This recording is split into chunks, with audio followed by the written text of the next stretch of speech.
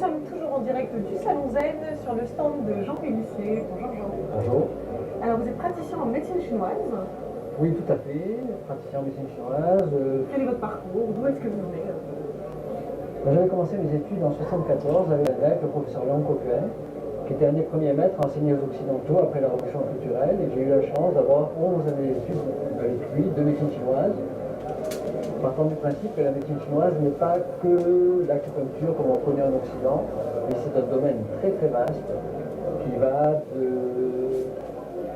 Un vrai médecin chinois, théoriquement, devait être acupuncteur, pharmacologue, psychothérapeute, diététicien, chiropracteur, masseur, il doit tout avoir appris. Et donc, toutes ces casquettes-là, toutes ces casquettes, pour pouvoir prendre en charge une patiente. vraiment prendre en charge. Mais là aussi, les Occidentaux ne connaissent qu'une petite partie de la médecine chinoise parce qu'en réalité, l'essence même de la médecine chinoise, c'est ce qu'on appelle les méthodes Yangsheng, ou les méthodes de préservation de la vie. C'est que doit-on mettre en œuvre au quotidien pour redonner au corps la capacité de s'auto-guérir en appliquant des règles d'hygiène de vie que j'ai adaptées aux Occidentaux et que l'on devrait effectivement pratiquer en permanence. Voilà. Alors finalement, la philosophie de la médecine chinoise, c'est d'être préventive. Au départ, oui. Et à tel point que notre maître considérait que nous, en tant que praticiens, on n'avait pas le droit de tomber malade pour être crédible à nos patients. Si on est bedonnant, si on a tout un tas de symptômes et qu'on demande à la personne de rester en bonne santé, on n'est pas crédible. Et donc nous, en premier, on a appliqué ces règles. Ce qui fait qu'à 60 ans, je dis, j'ai pas eu, depuis 30 ans, j'ai pas eu de pathologie. Mais on a des techniques, on connaît ces techniques, on sait, quand on a des symptômes précurseurs, on sait quel point il faut masser, quelle diététique on doit adopter, etc. etc. Alors vous faites appel à tous les outils, l'acupuncture, l'acupression, oui. La diététique chinoise, les massages. Oui, complètement. Et puis, une fois qu'on a traité quelqu'un, qu'on a réglé son problème du moment, notre rôle, et véritablement notre rôle, c'est de lui apprendre à ne pas retomber malade et on va à ce moment-là lui enseigner ces méthodes Yangsheng. Alors rester dans un équilibre du corps, une homéostasie. Complètement. Et ces méthodes Yangsheng touchent aux 3 piliers de la vie, et ces 3 piliers de la vie sont tout ce qui touche au mouvement, donc à la respiration, à la relaxation, au qigong, au sommeil, à la sexualité. Ensuite, ça englobe toutes les facettes de la diététique. Et alors tout l'art, c'est d'avoir travaillé cette diététique pour qu'elle soit adaptable aux Occidentaux, parce qu'on passe à se mettre à manger chinois. Et quand on a étudié les règles diététiques en médecine chinoise, en réalité, c'est les mêmes règles qu'on trouve dans toutes les civilisations traditionnelles. Et dans mes enseignements, j'ai montré qu'il y avait 9 règles de base communes à toutes les diététiques. Et quand on les applique, on devient le chef d'orchestre de ses propres aliments occidentaux. Et quelles sont-elles, ces règles? Bon, ça serait un peu long de vous les donner, mais par exemple, il y a une règle fondamentale. J'ai mis une conférence comme ça sur YouTube gratuite, et il y a 60 000 personnes qui ont vu cette conférence, et il n'y en a pas une qui a pu dire le contraire. Un individu normalement constitué comme vous l'êtes ne devrait surtout pas boire plus que 1 litre de liquide, tout compris dans la journée, et 5 verres avant 40, ça fait 1 litre, donc ça va très vite, à condition de boire en petite quantité fractionnée. Jamais un gros bol d'un seul coup, donc on va se faire piéger le matin au petit-déj, et d'éviter de boire pendant les repas. Et comme on est un peu épicurien dans le taoïsme, on peut très bien prendre un verre de vin rouge, pas de rosé, pas de blanc, il y a des raisons particulières, mais un des 2 repas. Mais il faut faire très attention au quantitatif et à la façon de boire, c'est-à-dire ne pas jouer au chameau et rester 3 ou 4 heures sans boire, par exemple.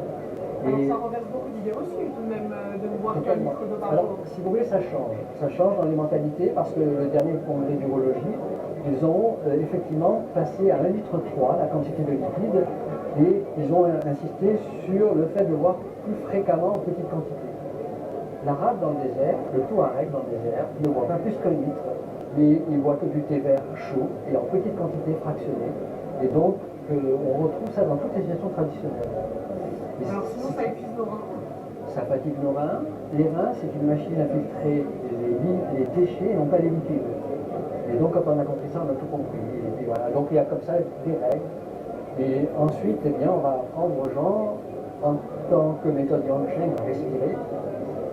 Notre maître nous disait, là je vous donne un truc, normalement, on devrait en pleine conscience, mis bout à bout tout au long d'une journée, respirer 300 fois.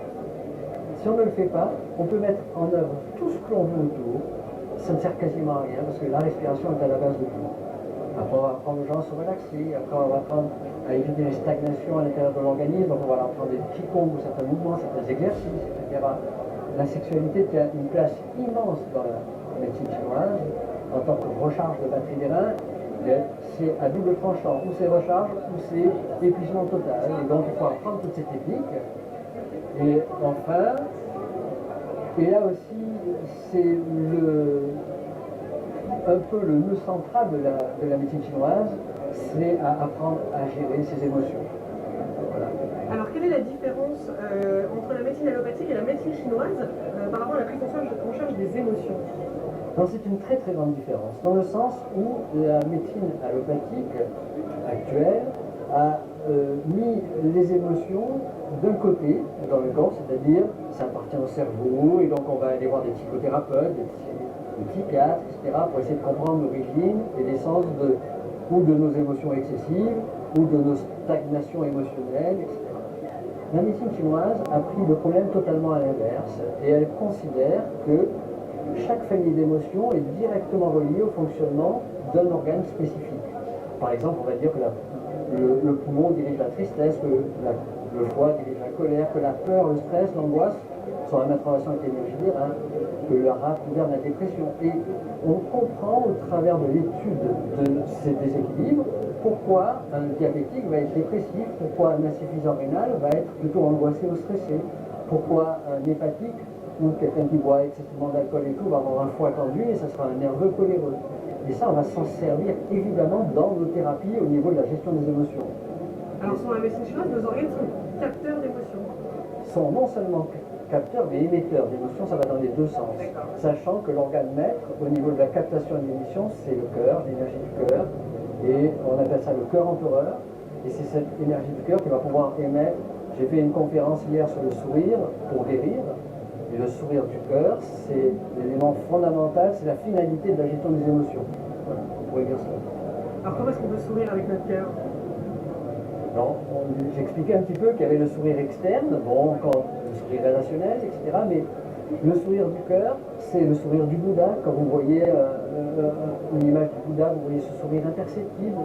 Et ce sourire du cœur est très très puissant parce qu'il est émetteur de vibrations positives vers l'extérieur. On sent que la personne a une aura, mais en plus, ce sourire va pouvoir servir en interne pour agir sur chacun de nos organes. On va pouvoir sourire au foie, par exemple, au rein, etc. Sauf que les Occidentaux ont oublié la chose suivante, c'est que pour que ce sourire soit émis, il faut avoir une énergie des reins très puissante. Et l'énergie des reins très puissante, c'est toutes les méthodes Yang-Shen qu'on doit mettre en œuvre au quotidien. Donc on ne peut vraiment pratiquer ce sourire extérieur que lorsque l'on pratique toutes les méthodes de prévention dans une même journée au niveau gestion de nos émotions, de notre capital de respiration, etc. Voilà. Alors en tout cas, moi, ça me fait penser à certaines méditations bouddhistes où justement on sourit avec ses organes. Totalement, absolument. Et concrètement, on pourrait dire que quand on est soumis à une émotion intériorisée, on va générer des stagnations à l'intérieur de l'organisme. Et ces stagnations, c'est elles qui sont la cause de tous nos maux, de toutes nos maladies internes.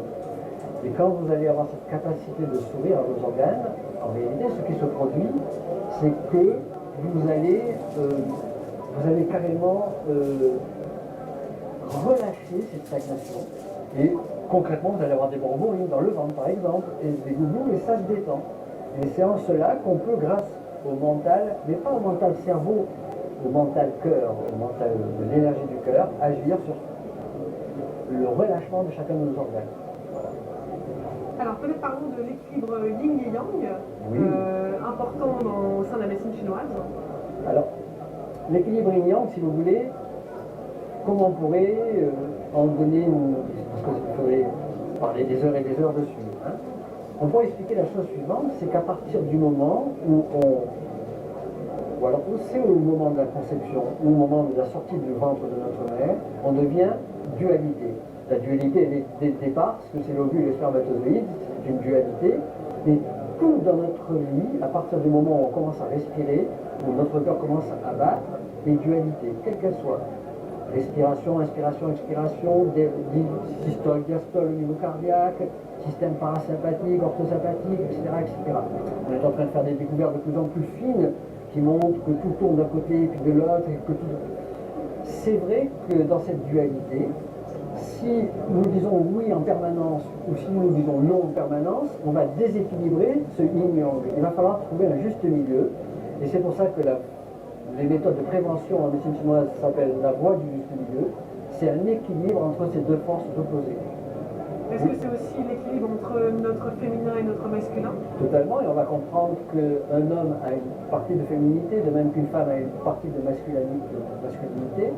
Et alors, c'est évidemment ce qu'on va retrouver dans les techniques extrêmement poussées, dans les techniques taoïstes, au niveau de la sexualité, pour essayer d'équilibrer ça dans une même personne et surtout dans un couple, pour rendre harmonieux ce couple, et que ce couple perdure.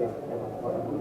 Finalement aussi, la différence entre la médecine allopathique et la médecine chinoise, c'est prendre l'humain dans sa globalité, mais également dans tous ses contextes de vie. Là, vous parliez de ses relations amoureuses. Oui, complètement. Finalement, ça agit sur toutes les sphères de notre vie. Toutes les sphères de notre vie. Et notre maître nous enseignait la chose suivante, à l'instar de ce que font les bouddhistes ou les tibétains dans les montagnes quand ils s'endorment, ils retournent leur vol. Et ils retournent leur vol pourquoi? Parce que s'ils meurent dans la nuit, eh bien, le vol qui va être légué au successeur, il n'y aura pas de poussière dedans. Et donc, ils considèrent comme ça que c'est un respect vis-à-vis des hommes. Pourquoi? Parce qu'ils considèrent que du lever au matin jusqu'au soir au coucher, nous vivons une vie entière. Et cette vie entière a toutes les saisons de la vie. Le matin, l'aube, midi, le yang maximal jusqu'à minuit, le yin minimal. Et vous pouvez le trouver sur le site www.jean-pélissier.com. Alors, est-ce qu'il y a un salut particulier entre le heureux échange qu'on a? C'est le salut.